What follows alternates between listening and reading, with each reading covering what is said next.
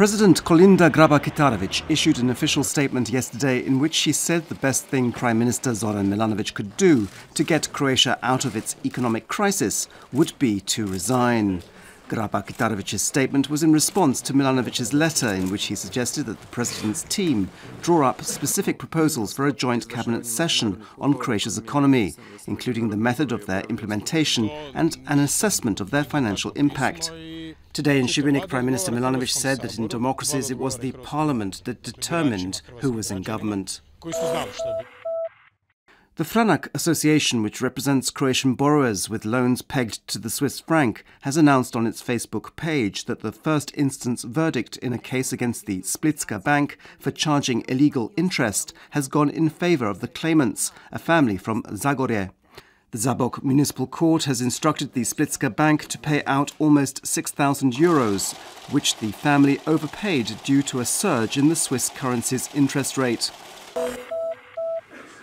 The European Parliament's Foreign Affairs Committee today will be voting on reports regarding the progress of Montenegro, Macedonia, Serbia and Kosovo towards European Union membership.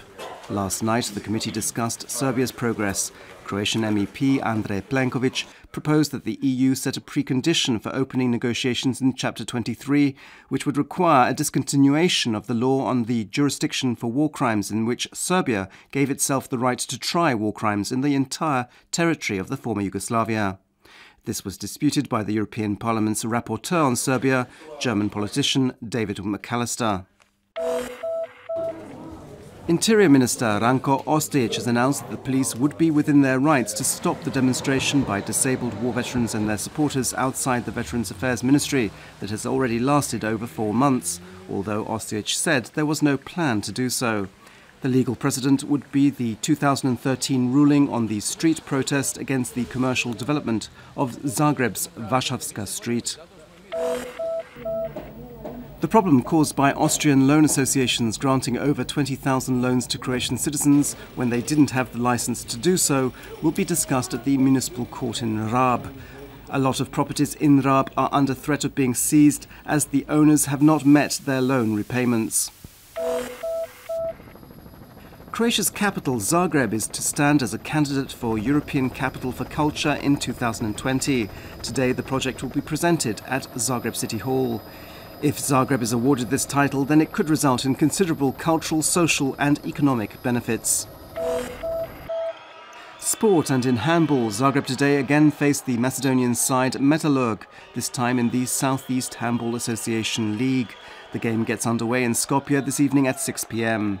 And in tennis, Croatia's Mirjana Lucic-Baroni has reached the second round of the WTA tournament in Acapulco. She defeated Spaniard Lara Arruabarrena 6-3, 6-3.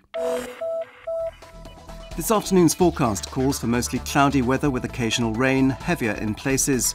In higher regions, especially in Gorski Kotar and Lika, there'll be sleet and snow, which will freeze on contact with the ground. It'll be windier and windier, with a northeasterly Bura wind on the northern Adriatic, which will reach gale-force strength by the end of the day. On the central and southern coast, there'll be a strong southeasterly wind. Highest daily temperatures will be between 2 and 8 degrees Celsius inland, between 10 and 15 degrees on the coast. Tomorrow and on Thursday it'll be colder due to a drop in temperatures and a wind chill factor, with a northeasterly and northerly wind expected in most regions. In higher regions there could be sleet and snow. On Friday the weather will become more stable and warmer, with sunny periods probable in western and southern inland regions. On the coast there'll be occasional showers tomorrow and Thursday, but they should be less and less frequent. A strong southeasterly and especially northeasterly wind will cause the biggest problems tomorrow.